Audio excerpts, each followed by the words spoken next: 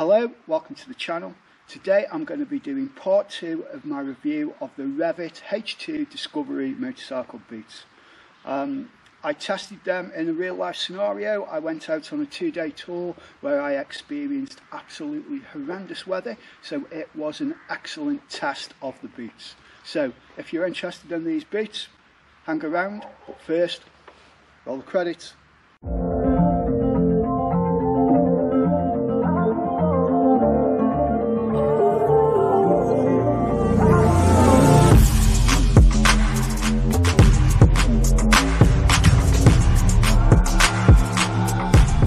Okay, this is part 2 of my review of the Rev It Discovery H20 boots. Well, I've just given the boots a real good test. I've been riding in them now for around about a week in various conditions. First of all, the boots themselves, they were very stiff when I first put them on new out the box, and I expected them to be a nightmare to break in.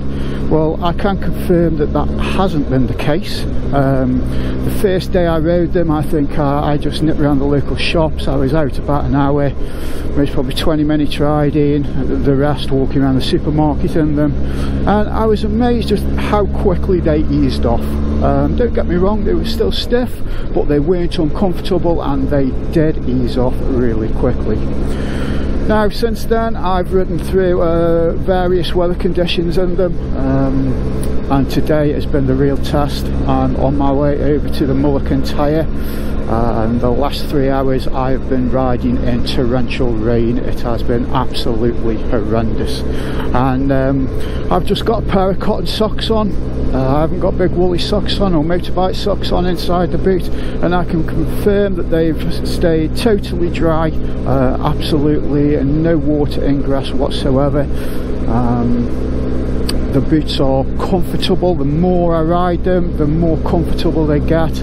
At the moment, the only place where I've got a little bit of discomfort is the top of the boot at the front, where the top of the boot rubs against your shin. I think it's because the angle of my foot pegs, my knees are just past the 90-degree angle, so it's not sports bike like, but it does mean that my ankles are at quite an obtuse angle on the bike, and because they are so stiff in the upper carcass of the boot, it's pushing the top of the front of the boot into my shin.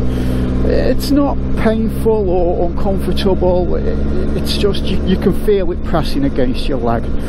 Like I say, I've been riding at the moment for around about in between 3 and 4 hours, and you know, by no means is it painful. It just a very slight discomfort, but I should imagine that as the boots get more broken in, that will ease off, because as I say, the carcass of the boot is a very stiff construction. Am I glad I bought them? You know, they're a very expensive boot. Were they worth the money? Absolutely 100% yes.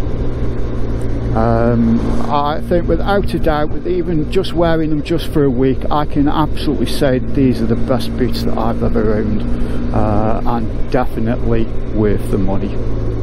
Okay, we're back at the ranch. Returned last night about 7 o'clock after a 2-day trip around the Mullican tyre. So the Rev It Discovery H20 boots, how did they fare? Well, 2-day tour of the Mullican tyre, as I said, and the majority of each day I was riding through rain, and they never let a drop in. Yesterday I rode for 7 hours in absolute torrential rain coming home. It was some of the worst rain I have ever ridden through in 30 years. It was non-stop. It was so bad at one point I thought I was going to have to stop, because I just couldn't see where I was going. That's how bad it was.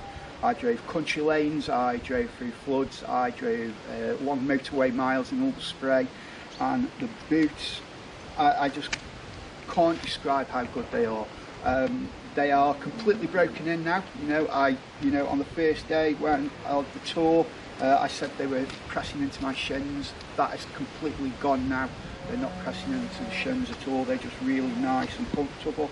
They still feel stiff, but I think I like that because it's giving you that added protection if you come off the bike, that it's going to keep your ankle stable and there's going to be less chance of ankle injuries.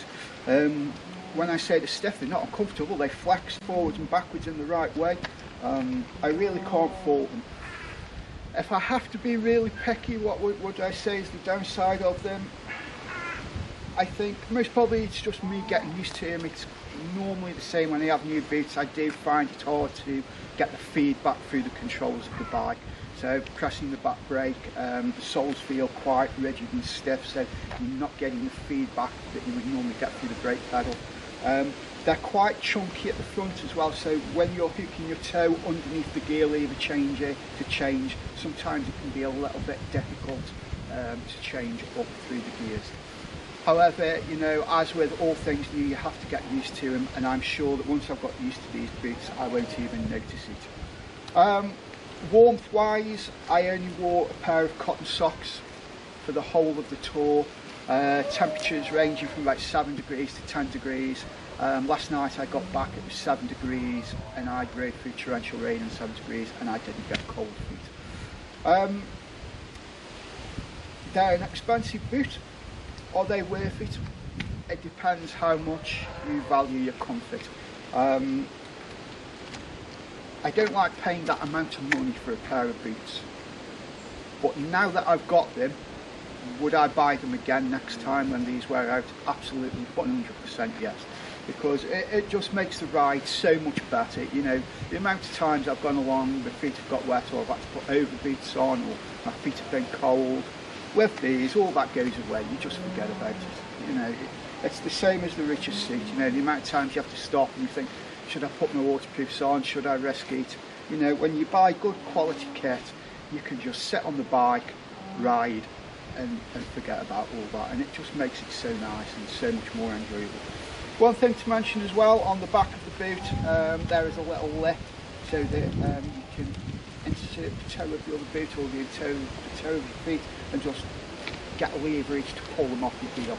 Nice little touch, little things like that we've thought about. Anyway, thank you for watching the review. I hope you found it informative. There's going to be lots of other reviews coming onto the channel. I'm going to do a review on my Gerby heated jacket and heated gloves, which will soon be uploaded. So if you haven't subscribed, please subscribe, ding the notifications bell. All that's left to say. Thanks for watching. Bike Rider Reviews out.